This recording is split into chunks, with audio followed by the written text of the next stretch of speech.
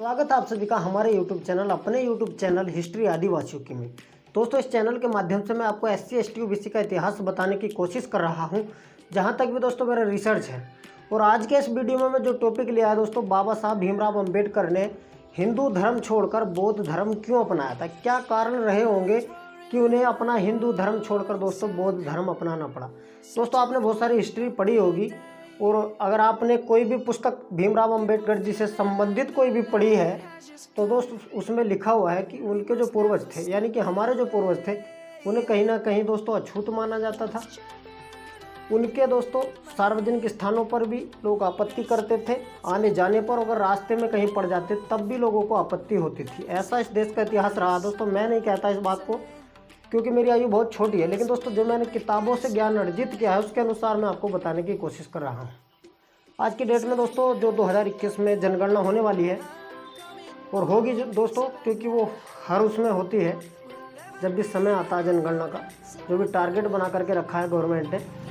तो 2021 में जो जनगणना होने जा रही है दोस्तों, उसमें आपसे पूछा जाएगा, और हो सकता है आपकी जनगणना के अनुसार अगर आपसे पूछा जाए कि आप अपनी जाति का नाम लिखें अपने आगे, जैसे दोस्तों कुमार है, धीवर है, चमार है, गडरिये है, पाल है, जो भी है दोस्तों, बहुत सारी जातियां भारत में हैं। मैं सारी जाति का नाम नहीं लेना चाहता और दोस्तों मुझे याद भी नहीं है, तो मैं सिर्फ ये बताना चाहता हूँ दोस्तों आपको, बाबा साहब भीमराव अम्बेडकर ने जो हिंदू नाम का ब्रैकेट था, उस ब्रैकेट से अपने आप को बाहर क्यों कर लिया था। क्योंकि दोस्तों हिंदू नाम की जो संस्कृति है वो किसी भी पुराण में, किसी भी हिस्ट्री में, भारत का जो पुराना इतिहास रहा है, कहीं भी हिंदू से मैच नहीं होती। क्योंकि हिंदू दोस्तों मेरे अनुसार, जो मैंने किताबें पढ़ी हैं उसमें लिखा हुआ है कि हिंदू शब्द मुगलों ने दिया था। अब ये क्यों दिया था, इसका भी एक कारण है। अगर आप दोस्तों कमेंट करेंगे मैं इस पर भी वीडियो बना दूंगा, बहुत लंबा इतिहास है। लेकिन दोस्तों मैं सिर्फ बाबा साहब भीमराव अम्बेडकर से रिलेटिव आज का जो ये वीडियो है वो बना रहा हूँ।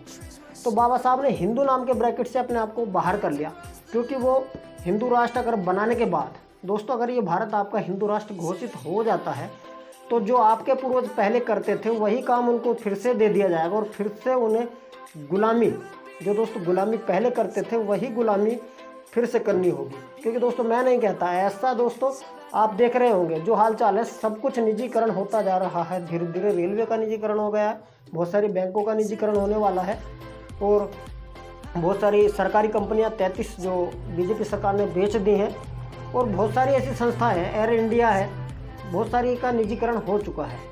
तो दोस्तों बाबा साहब भीमराव अम्बेडकर ने अपने आप को इस ब्रैकेट से इसलिए बाहर किया था क्योंकि वो हिंदू में अपने आप को गिनवाना नहीं चाहते थे। इसलिए उन्होंने जब भी जनगणना की गई तो उस जनगणना में उन्होंने अपने आप को दोस्तों बौद्धिस्ट गिनवाया था। वो अपने आप को हिंदू नहीं गिनवाना चाहते थे, क्योंकि उन्हें पता था कहीं ना कहीं अगर मैं हिंदू शब्द में गिना जाऊंगा तो फिर से जो मेरे आने वाली जनरेशन है उसको गुलामी झेलनी पड़ेगी। और दोस्त हो सकता है हमारे आपके कारण ये गुलामी फिर से झेलनी पड़े, क्योंकि बाबा साहब भीमराव अम्बेडकर जी ने ऐसा नहीं है कि SC को ये आरक्षण दिया, OBC को आरक्षण नहीं दिया, सभी को लिखा है। जिन्होंने हक हिस्सा अपना लड़के ले लिया है दोस्तों उनको मिल गया है, और जिन्होंने नहीं लिया है दोस्तों वो आज भी जूझ रहे हैं। OBC का 27.6%, SC का 21.2% आरक्षण है, टोटल मिलाकर 49.8 आरक्षण है।